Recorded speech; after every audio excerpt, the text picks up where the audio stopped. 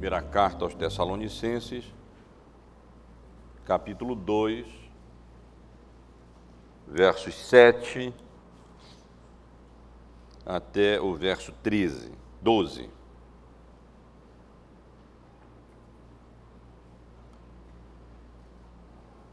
Diz assim, irmãos: embora pudéssemos, como enviados de Cristo, exigir de vós a nossa manutenção,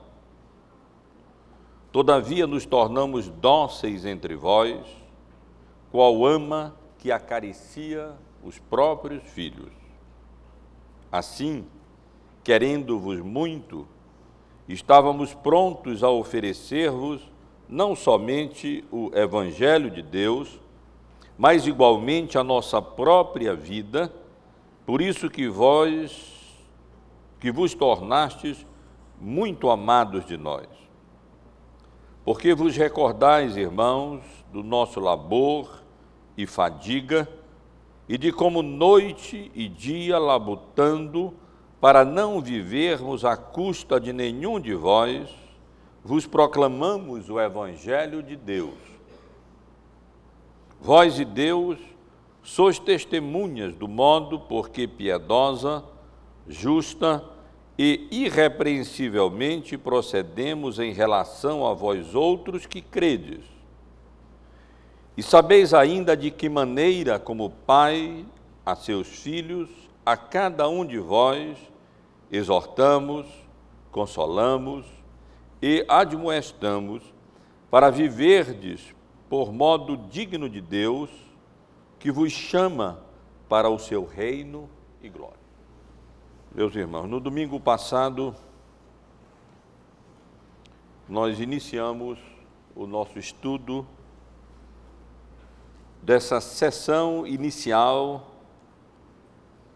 da carta que o apóstolo Paulo escreveu aos Tessalonicenses, a primeira carta, a partir do capítulo 2. Eu digo sessão inicial do conteúdo principal da carta, porque o capítulo 1 consiste dessas palavras introdutórias, onde o apóstolo Paulo endereça a sua carta à igreja de Tessalônica, os Tessalonicenses, e então expressa a sua gratidão a Deus pela vida daquela igreja, pelos membros daquela congregação que ele mesmo havia fundado durante as suas viagens missionárias. É praticamente no capítulo 2 que o apóstolo Paulo começa a tratar de modo mais direto dos assuntos que ele pretendia considerar com aqueles irmãos. E no capítulo 2, nos capítulos 2 e 3, que começamos a considerar no domingo passado, o apóstolo Paulo passa a defender o seu ministério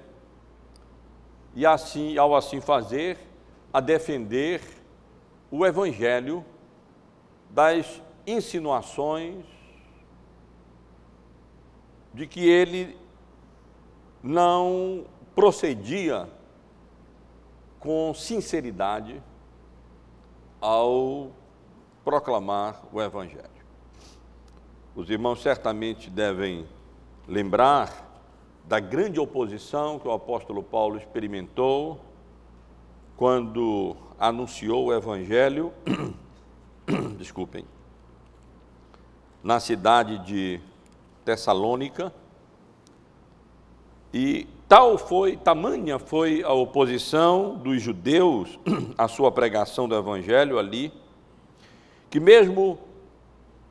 depois que o apóstolo Paulo teve que fugir da cidade de Tessalônica e se dirigiu à cidade de Bereia para ali também pregar o Evangelho, nós lemos que os judeus de Tessalônica, quando souberam que Paulo estava novamente anunciando o Evangelho de Deus em Bereia, para ali partiram exatamente para excitar e perturbar o povo e provocar oposição à pregação do apóstolo Paulo. Não devemos imaginar que aqueles judeus que se opunham ao Evangelho, depois da saída de Paulo de Tessalônica, de Bereia, tenham cessado a oposição ao Evangelho, à igreja, que agora experimentava a perseguição, e cessada a perseguição ao apóstolo Paulo. Eles continuavam ali tentando minar, desacreditar a sua autoridade apostólica, com o propósito de, assim, desautorizar a sua pregação, o seu evangelho, as doutrinas, as verdades que o apóstolo Paulo havia ali anunciado na igreja de Tessalônica. Nos primeiros versículos desse capítulo 2, versos 1 a 6, que o presbítero Célio leu há pouco, estivemos considerando, no domingo passado, algumas características que o apóstolo Paulo apresenta em defesa do seu ministério, daquilo que se constitui um ministério genuíno. Estivemos aqui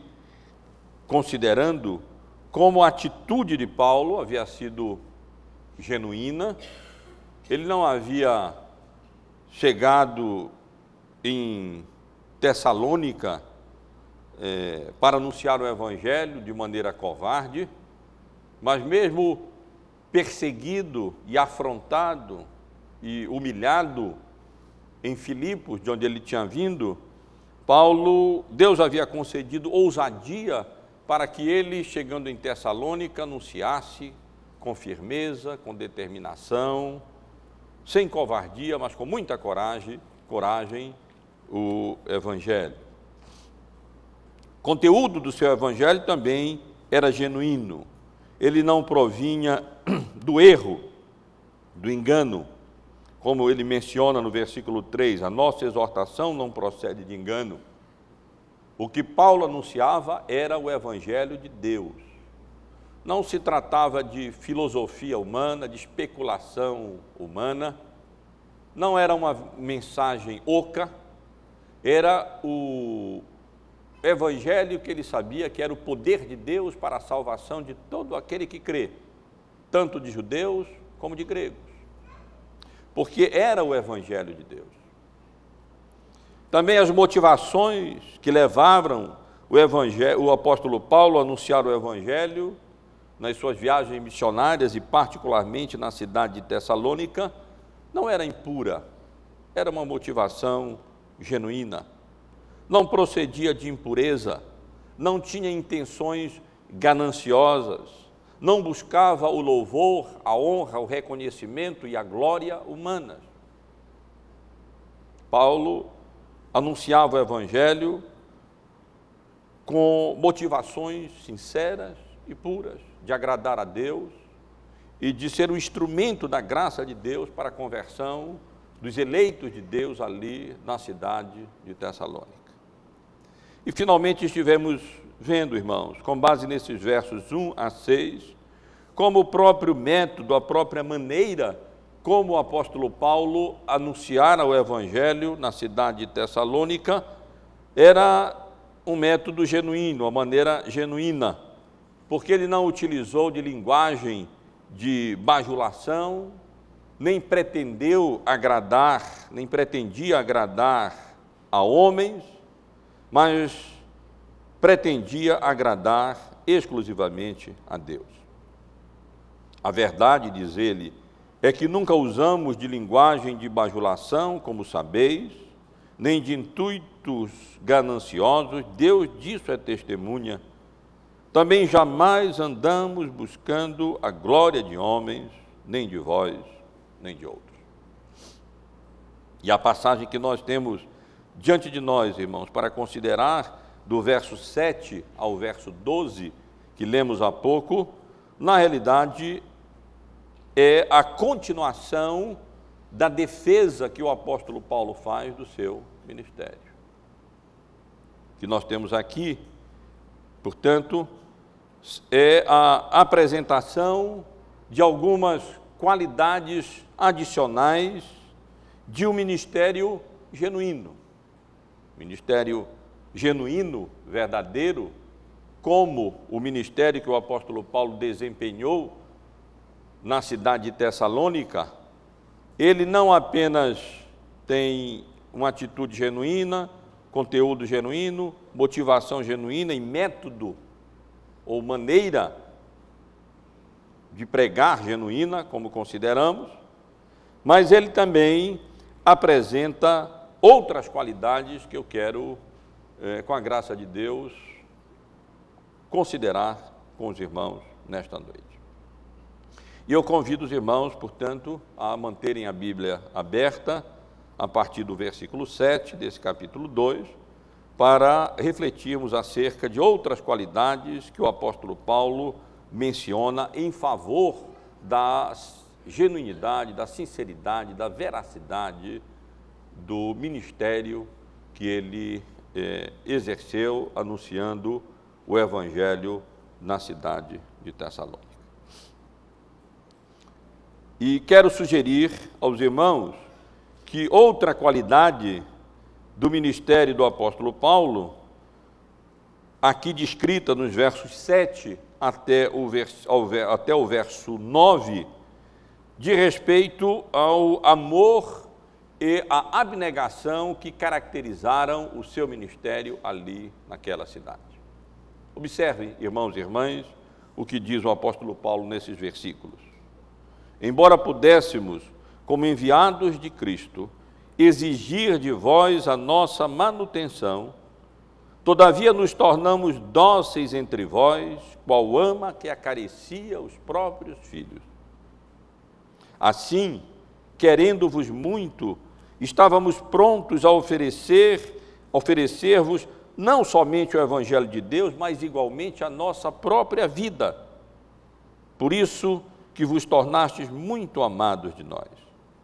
Porque vos recordais, irmãos, do nosso labor e fadiga, e de como noite e dia labutamos para não vivermos à custa de nenhum de vós, vos proclamamos o Evangelho de Deus. Paulo, para combater as sugestões de que ele não passava de mais um daqueles muitos filósofos interesseiros que saíam propalando os seus pensamentos, as suas ideias, as suas filosofias, apenas com o intuito de alcançar benefícios financeiros, materiais dos seus ouvintes. Paulo apela para o amor abnegado dele ao anunciar o Evangelho para os membros da cidade de Tessalônica. Paulo diz que na condição de apóstolo de Cristo, a nossa tradução não deixa isso claro, mas literalmente o versículo 7 inicia dizendo: embora pudéssemos, como apóstolos de Cristo, exigir de vós a nossa manutenção. Paulo está aqui dizendo que, como apóstolo de Cristo, ele tinha autoridade para exigir da igreja que ele fosse mantido pela igreja e ali então anunciasse o Evangelho, para que ele ali estivesse anunciando o Evangelho. Mas Paulo não fez isso. Nossa tradução aqui, como enviados de Cristo em vez de apóstolos de Cristo, certamente se deve ao fato de que Silas e Timóteo, a rigor, tecnicamente não eram apóstolos, apenas Paulo era apóstolo. É difícil explicar por que o apóstolo Paulo se referiu a ele e aos demais aqui como apóstolos. Pode ser que ele use o plural apenas no sentido formal, como nós costumamos dizer, quando às vezes falamos com referência à primeira pessoa do singular, mas usamos o plural como uma maneira de nos expressar. Ou pode ser que ele tenha utilizado a palavra apóstolos apenas para, apenas no sentido geral, de enviados de Cristo, como os nossos tradutores preferiram interpretar e indicar isso na tradução que nós encontramos ali. Ou pode ser que ele apenas tenha utilizado a palavra no plural, porque se referindo a si como apóstolo, mas considerando que Silvano, ou Silas e Timóteo estavam ali com ele, o apóstolo Paulo, numa atitude até de delicadeza, incluiu os outros dois, para não ter que se referir eu, apóstolos, eu, os demais que estão comigo, mas Paulo estava certamente se referindo ao fato de que eles, como ministros do Evangelho, de um modo geral, mereciam viver do Evangelho e poderiam demandar daqueles a quem eles anunciavam o Evangelho da graça, a manutenção e o sustento para que eles pudessem se dedicar àquela tarefa e àquela atividade. Mas, ao invés de exigir aquilo que eles, na realidade, tinham direito da igreja, dos membros da igreja de Tessalônica, exatamente para evitar que eles fossem confundidos com aqueles filósofos interesseiros que percorriam a Via Ignácia naquela época, ensinando as suas filosofias apenas para alcançar benefícios pecuniários dos seus ouvintes, o apóstolo Paulo diz que a atitude dele ali, juntamente de Silas e de Timóteo, não foi a de utilizar o direito que eles tinham, mas eles estiveram ali como uma mãe que cuida dos seus filhos sem interesse algum. As mães conhecem, sabem muito bem, melhor acerca daquilo que nós estamos falando. O carinho, o cuidado, o zelo, a atenção que as mães dedicam aos seus filhos de maneira absolutamente desinteressada é a figura que o apóstolo Paulo utiliza para descrever a sua atitude entre os membros da igreja de Tessalônica. Então, desinteressado foi o ministério do apóstolo Paulo ali, e abnegado, que o apóstolo Paulo menciona no versículo 9, que ele e Silas e Timóteo estavam dispostos a comunicar àqueles irmãos, a dar àqueles irmãos, verso 8, não apenas o Evangelho, o que não significa que o Evangelho fosse menos importante do que a vida deles, mas que eles estavam dispostos não apenas a anunciar o Evangelho, mas a, se necessário fosse, entregar, colocar em risco a própria vida deles, por amor àqueles irmãos, por amor a Deus e por amor ao Evangelho. E aqui, meus irmãos, Paulo não está falando figurativamente, mas ele está falando de maneira bem real, porque ele sabe que a vida dele corria risco verdadeiro, risco real. Por pouco, ele não tinha sido morto na cidade de Filipos. Ele poderia perfeitamente bem ter sido morto ali. Pela misericórdia e pela graça de Deus, Paulo foi liberto ali da prisão, mas experimentou aqueles açoites que muitas vezes levavam as pessoas que experimentavam aquela punição à morte. Paulo foi preso, foi amarrado num tronco e poderia perfeitamente bem ter sido sentenciado ali à morte. Mas o que ele quer dizer é que, na realidade, ele estava pronto a, se necessário fosse, entregar, na realidade, a própria vida, o tanto que ele amava aqueles irmãos, o tanto que ele queria o bem daqueles irmãos, se manifestava exatamente no fato deles estarem dispostos a entregar, se necessário fosse, a própria vida para que aqueles tessalonicenses alcançassem a salvação através do anúncio e da pregação do Evangelho. E Paulo vai além, meus irmãos, ao mostrar o amor e a abnegação dele por aquela igreja, ao mencionar no versículo 9, literalmente, mais especificamente, que apesar de ter o direito de ter a manutenção dele, da parte daquela igreja, eles preferiram, ao invés disso, trabalhar com as próprias mãos, labutando, dia e noite, com labor e fadiga, para não dependerem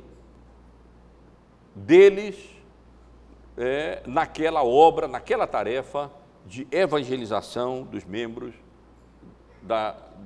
daquelas pessoas ali na cidade de Tessalônica, que vieram a se tornar membros da igreja do Senhor Jesus. Isso não significa que não seja legítimo ou que não seja apropriado que aqueles que pregam o Evangelho vivam do Evangelho. O mesmo apóstolo Paulo, escrevendo à igreja de Corinto, que também se opunha, muitos membros ali se opunham ao seu Evangelho, o apóstolo Paulo deixa claro que é apropriado e absolutamente legítimo que aqueles que pregam o Evangelho, que vivam do Evangelho. No capítulo 9, nos versículos 13 e 14 da primeira carta do apóstolo Paulo à igreja de Corinto, nós lemos exatamente isso. Num contexto muito semelhante a esse que nós encontramos aqui, o apóstolo Paulo diz no verso 13 do capítulo 9, não sabeis vós que os que prestam serviços sagrados do próprio templo se alimentam, e quem serve ao altar, do altar tira o seu sustento, numa referência ao sustento dos sacerdotes na antiga dispensação? E então no verso 14 ele diz, assim ordenou o Senhor Jesus aos que pregam o Evangelho, que vivam do Evangelho, que sejam mantidos por aqueles a quem eles se dedicam a pregar e anunciar a palavra de Deus. Na primeira carta do apóstolo Paulo a Timóteo, no capítulo 5, no versículo 17, o apóstolo Paulo declara que devem ser considerados merecedores de dobrados honorários os presbíteros que presidem bem, com especialidades os que se afadigam na palavra e no ensino. E explica, pois a Escritura declara, não amordaces o boi quando pisa o grão, e ainda, o trabalhador é digno do seu salário. Na realidade, meus irmãos, era costume do apóstolo Paulo evitar de todas as maneiras receber manutenção, a sua manutenção, daqueles a quem ele estava anunciando o Evangelho naquela obra de evangelização. E se necessário fosse para isso, ele estava pronto para exercer o seu ofício como um preparador de tendas, alguém que trabalhava com couro, como era costume ocorrer entre os judeus. Paulo frequentemente fazia isso. Mas muitas vezes, nessa atividade evangelística e missionária, o apóstolo Paulo e os seus colegas de ministério eram mantidos por outras igrejas que já haviam recebido o Evangelho e que, de maneira graciosa, se propunham a sustentar e manter o apóstolo Paulo nas suas atividades missionárias.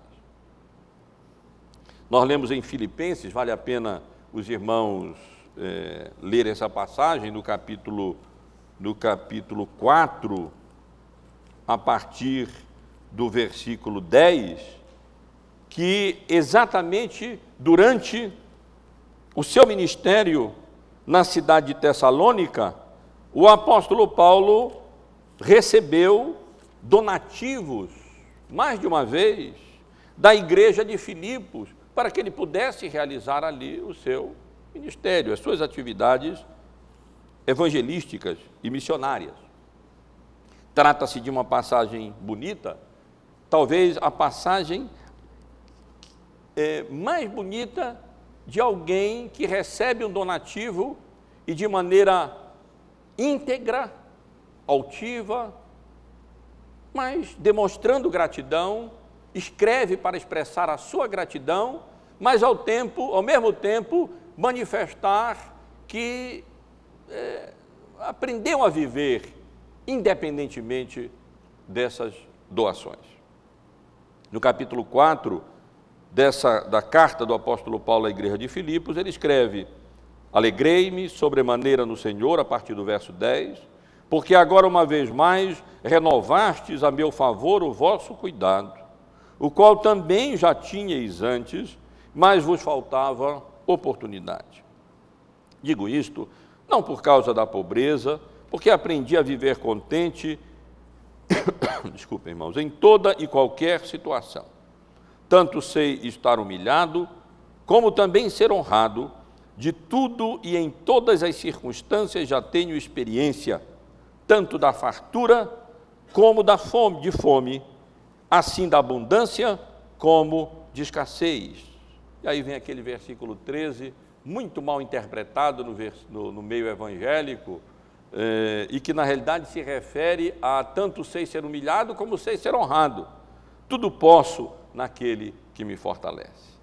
Todavia fizestes bem, associando-vos na minha tribulação, e sabeis também vós, ó Filipenses, que no início do Evangelho, quando parti da Macedônia, nenhuma igreja se associou comigo no tocante a dar e receber, senão unicamente vós outros. Porque até para Tessalônica mandastes não somente uma vez, mas duas, o bastante para as minhas necessidades. Não que eu procure o donativo, mas o que realmente me interessa é o fruto que aumente o vosso crédito. Recebi tudo e tenho abundância. Estou suprido desde que Epafrodito me passou às mãos o que veio da vossa parte como aroma suave, como sacrifício aceitável e aprazível a Deus. E o meu Deus, segundo a sua riqueza em glória, há de suprir em Cristo Jesus cada uma das vossas necessidades. Com base nessas passagens, nós podemos, até certo ponto, com precisão, reconstituir o que aconteceu.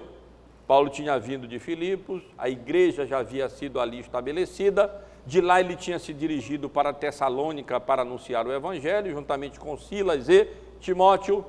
Ali chegando, eles precisavam se manter, não queriam, ao mesmo tempo que estavam ali começando a pregar o Evangelho e anunciar o Evangelho, darem margem para serem acusados de mercenários ou de interesseiros, e recebendo deles ali a manutenção que poderia ser devida, mas eles preferiram não fazer isso. E então, para que pudessem se sustentar, começaram a trabalhar, cada um nos seus ofícios, trabalhavam de dia, quem sabe, pregavam à noite, ou ao contrário, trabalhavam à noite, mais provavelmente, e anunciavam o Evangelho de dia, até que, com a graça de Deus, Epafrodito passou a mão de Paulo, mais de uma vez, oferta que os membros da igreja de Filipos haviam mandado para que eles pudessem ali se manter e se dedicar mais integralmente à obra do anúncio do Evangelho, sem precisarem continuar naquele labor, naquela fadiga, e sem precisarem tirar do tempo que eles podiam utilizar para anunciar o Evangelho, para que trabalhassem com o propósito de se sustentar. Mas, meus irmãos, o que Paulo quer demonstrar aqui é não que não fosse legítimo que os ministros do Evangelho vivam do Evangelho, mas que naquelas circunstâncias em que o apóstolo Paulo anunciou o Evangelho ali, ele demonstrou o amor, o desinteresse e a abnegação dele por aquela igreja e por aqueles irmãos, procedendo para com eles de maneira desinteressada, como uma mãe procede para com seus filhos. E através da disposição de dar a eles não apenas o Evangelho, mas a própria vida, se fosse necessário. E, meus irmãos, de determinar, labutar e trabalhar com a própria mão, a fim de não ser pesado para aquela igreja e não ser pesado para aquelas pessoas que ali estavam recebendo o Evangelho. Mas, meus irmãos, dentre as qualidades que o apóstolo Paulo menciona nesses versículos que lemos, ele menciona não apenas o amor e a abnegação dele ao anunciar o Evangelho na cidade de Tessalônica, nesses versos 7 a 9, mas ele menciona também o comportamento íntegro dele e daqueles que o acompanhavam durante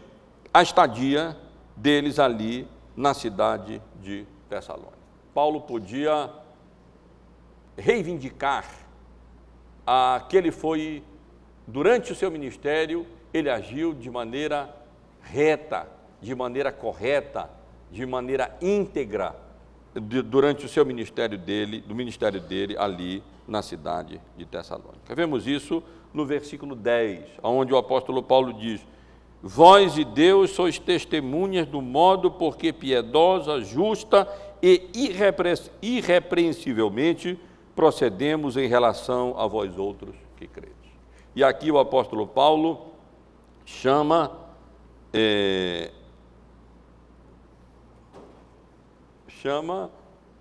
os próprios membros da igreja de Tessalônica como testemunha. Como testemunha, que bênção, irmãos. Um pastor, um ministro do Evangelho, poder se dirigir à congregação e dizer: eu chamo vocês mesmos como testemunhas da maneira íntegra como eu me conduzi, como me comportei e como vivi entre vós. E mais ainda, Paulo diz: chamo não apenas vocês como testemunhas, mas eu chamo a Deus como testemunha, que conhece o coração, que conhece as nossas motivações, como eu procedi entre vocês, no meu ministério, de maneira correta e de maneira íntegra. E quando eu digo que Paulo, que como qualidade do ministério do apóstolo Paulo está o seu comportamento, a sua conduta íntegra, eu me refiro ao que ele descreve como um comportamento piedoso, justo e irrepreensível. Como um procedimento, como Paulo procedeu entre eles, de maneira piedosa, isto é, fazendo tudo para agradar a Deus. Essa é a ideia que a palavra transmite, ou seja, de maneira devotada a Deus, como alguém que vive colocando em primeiro lugar o reino de Deus e fazendo tudo, permitindo que a sua conduta e as suas ações sejam governadas pelo seu amor a Deus e pelo propósito de honrar e glorificar a Deus acima de qualquer outra coisa. Isso é piedade no sentido da palavra que o apóstolo Paulo utiliza aqui. Paulo diz: vocês sabem como, quando eu estive entre vocês, eu fiz tudo por amor a Deus, para glorificar a Deus, para honrar o nome de Deus, para agradar aquele que me salvou. E mais, ele diz: como de maneira justa eu procedi entre vós, no meu relacionamento com os homens, especialmente no meu relacionamento com os membros da igreja de Tessalônica, eu não fui injusto, eu não procedi com injustiça para com nenhum de vocês, mas procurei agir de maneira justa, de maneira correta, sem prevenção, sem preconceito para com um ou para com outro, mas de maneira correta e de maneira justa, como de fato convém proceder. Mais ainda, diz o apóstolo Paulo, em defesa do seu comportamento íntegro naquela igreja, ele diz que agiu e procedeu ali de maneira irrepreensível no que diz respeito à sua conduta moral, sem dar motivos para que ele fosse acusado de alguma coisa. Paulo se refere aqui, portanto, à sua reputação pública intocável. Ele por ali passou, não sabemos quantas semanas ou meses o apóstolo Paulo esteve ali anunciando o evangelho na cidade de Tessalônica, Em Atos, lemos que ele passou 3 semanas ali pregando na sinagoga, mas como a maioria dos membros da igreja tinha vindo do paganismo, e houve tempo suficiente para o apóstolo Paulo trabalhar, labutar e receber pelo menos 2 vezes oferta da cidade de Filipos, provavelmente o apóstolo Paulo passou ali algumas semanas ou, quem sabe, alguns meses anunciando o evangelho na cidade de Tessalônica. De lá ele saiu, foi obrigado a fugir, para continuar anunciando o evangelho na cidade de Bereia, depois em Atenas, Corinto e assim por diante. Mas ele podia olhar para trás e chamar os próprios membros da igreja de Tessalônica como testemunhas do seu comportamento íntegro, correto, piedoso, justo e irrepreensível, não no sentido de que ele não tivesse pecado nenhum, porque Paulo não poderia reivindicar isso, mas no sentido de que a sua reputação pública ali continuava intocável, ele não havia deixado ali motivo para que fosse acusado de qualquer desvio de conduta moral durante o tempo que ele passou ali na cidade de Tessalônica anunciando o evangelho.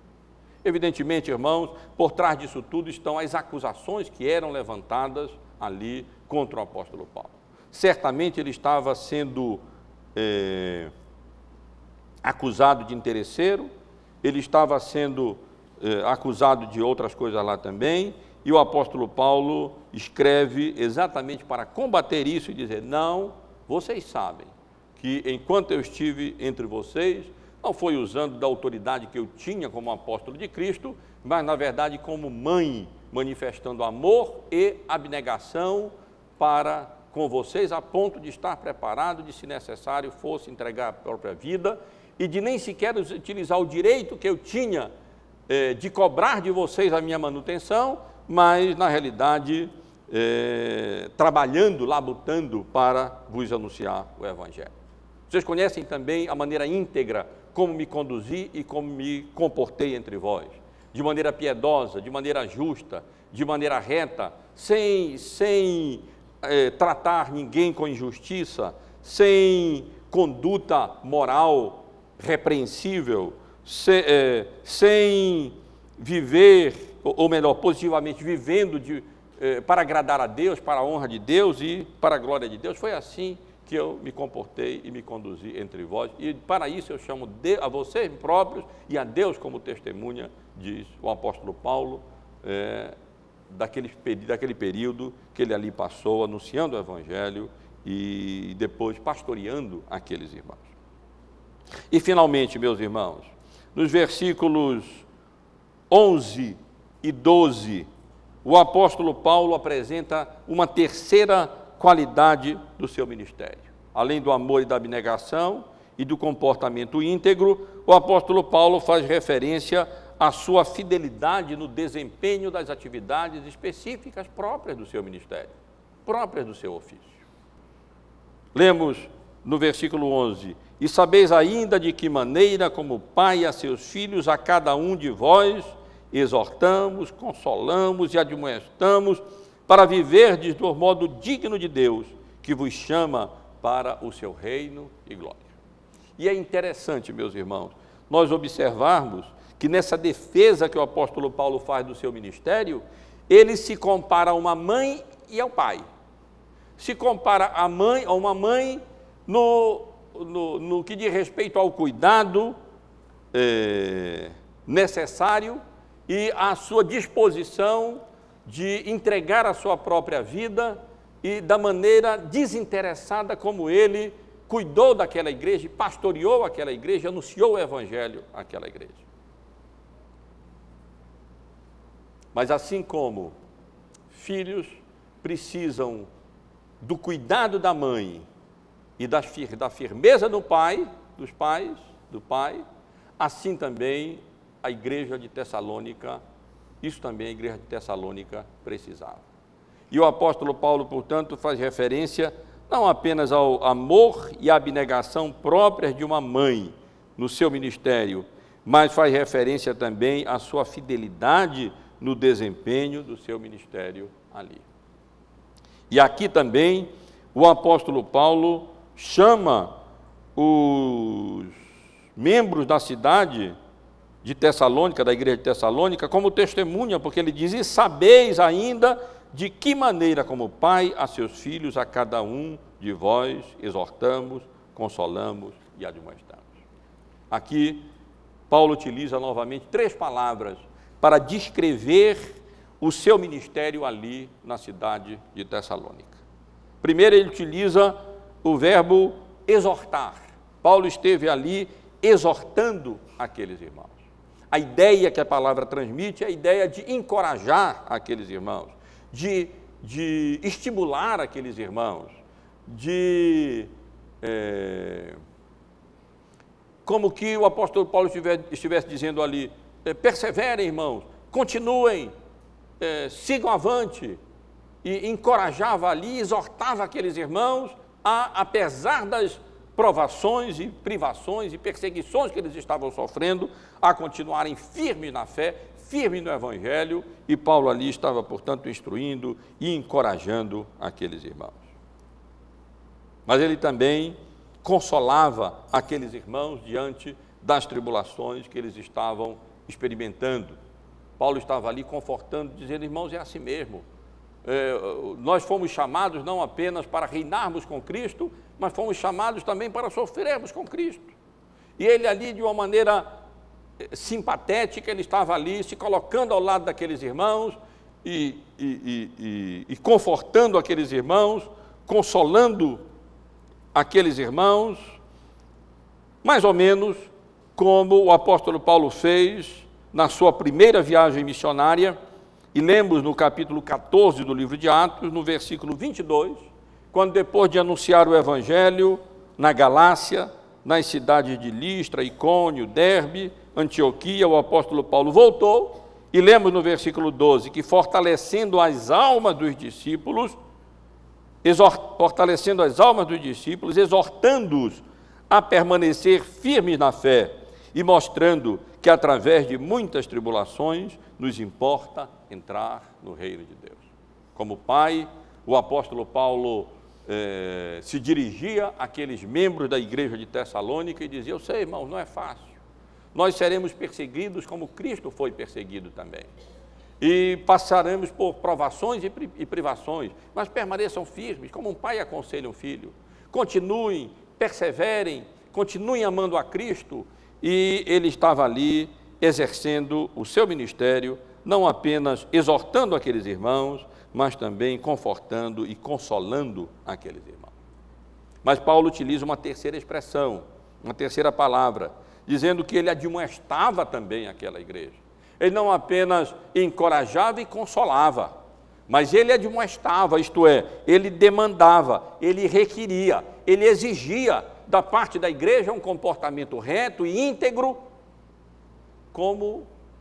reto e íntegro e justo e piedoso foi o seu comportamento ali, durante o seu ministério na cidade de Tessalônica. E o que Paulo demandava e o que Paulo requeria, o que ele exortava, o que ele exigia da parte daqueles que ele pastoreava ali na cidade de Tessalônica, era que eles vivissem de modo digno de Deus, que eles se comportassem, que eles se conduzissem de modo íntegro daquele que os havia chamado das trevas para a sua maravilhosa luz. Digno do Evangelho, digno de Deus, digno de tão grande salvação que nós temos em Cristo Jesus. E acrescentava a promessa de que aquele que nos chama pela sua misericórdia e graça, nos chama para que um dia, pela misericórdia e graça do Senhor, nós possamos reinar com Ele e experimentar a glória de Deus na nossa própria vida. Porque nesse tempo, nessa vida, experimentamos as provações e somos coparticipantes dos sofrimentos de Cristo. Mas quando o Senhor Jesus voltar, nós reinaremos com Ele em glória e seremos também participantes da sua glória. E então conheceremos melhor a glória de Deus que há de vir a ser revelada em nós.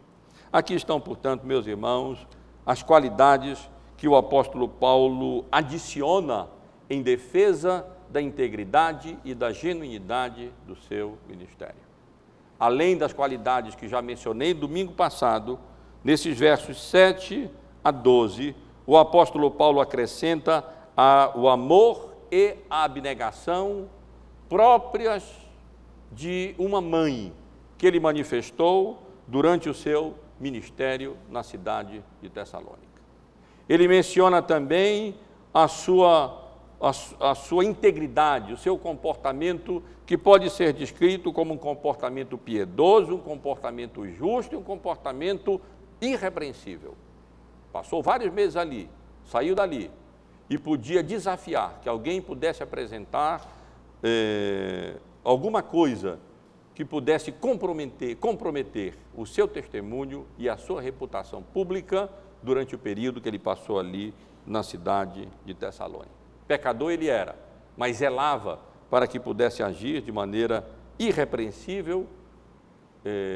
e apresentar ali uma conduta moral íntegra e digna.